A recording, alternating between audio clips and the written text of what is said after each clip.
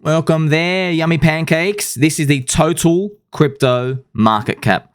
If you want to learn how to make it in crypto, you have to learn from the ghosts of the people who didn't make it from the previous cycle. You can go back in time like I did and get all this information. What I've done is I went through every single cycle and I stood there in time. I imagined myself there and I went and I researched what were people thinking, what were they forecasting, and what were they going off. And I found the pattern. They kept repeating the old investing mistake. We keep extrapolating the future to be a function of the past.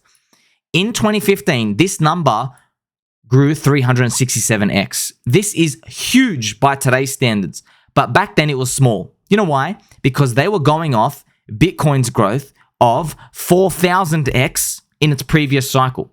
So 367x was a letdown. And this came from Ethereum doing a 4,500x itself from 31 cents up to $1,400 in this cycle, 2015 and 2017. Also, Bitcoin did a 100x. Crazy, right? Bitcoin could actually move 100x at one point from $200 to $20,000. This is what gave a lot of life to the crypto industry. You got 300 altcoins out of this. 367x growth. What about the next one? The next one is where the scam continues, okay? Everybody got a huge letdown. We divided the growth by 10. So people weren't thinking about a 30x growth. People were thinking about 80x, 100x. Didn't get it. It stopped at 32x. And this is why everybody got let down. And there's more mouths to feed. There were 8,000 coins, right? So this is where 2021 stopped. And what's most disappointing and crushing of all this is they printed plus 40% of the money supply. If there was ever a cycle to break an aggressive diminishing return, it would have been this one. Unfortunately, it diminished even harder than the previous cycles. I think this is what destroyed everybody's soul. And if you bought at the top here, I feel your pain. I really do feel your pain. I know where you're coming from. I mean, because this is the most disappointing, depressing thing I've ever seen in my life when it comes to markets like this. It's because everything in the world lined up saying we should have done better than this. Everything, but we didn't. Okay? So that kind of tells you how markets are priced, have nothing to do with all this money printing and what you hear in the media and all this other junk of all these analysts. Has nothing to do with that. Okay? It's all about the network effect, all right? It's all about the number of people coming in and the rate of growth. And guess what? This is many, many years. This is like 13 years after Bitcoin was made, same as the rest of crypto being heard about. It's not as fast as it was now compared to the first 3 to 4 years. That's it. What about this cycle? If you diminish the gains again, the bottom, which was in 2022, had about a $700 billion market cap for the total crypto market cap, which is honestly pathetic and shocking that it would even hit that low considering everything that's been out there, made, all the tech and everything. But you know, weak hands are weak hands.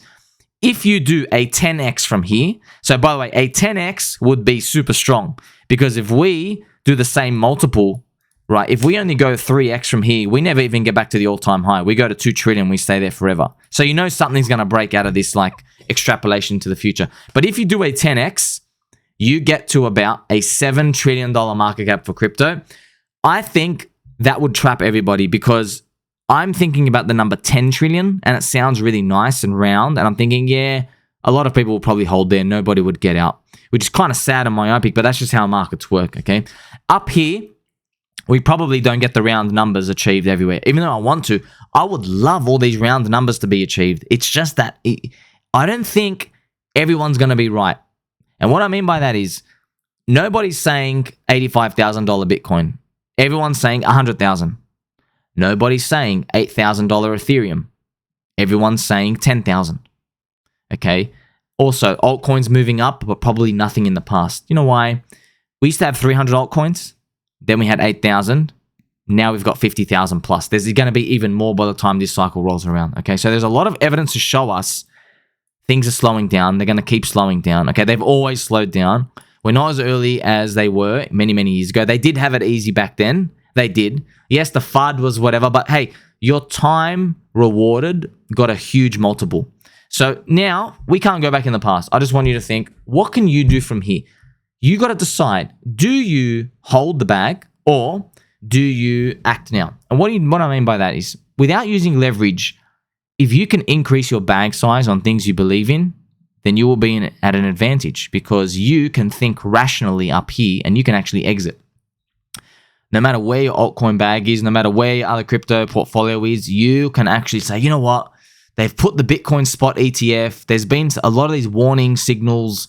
It's time for me to just start scaling out, Learn from 2021. It didn't matter whether you got out even in February. Everybody was laughing at those who exited in February. But you know what? You look like a genius by the time November 2022 came around. You look like a genius. Everybody was wishing they got out. And February, you barely got started.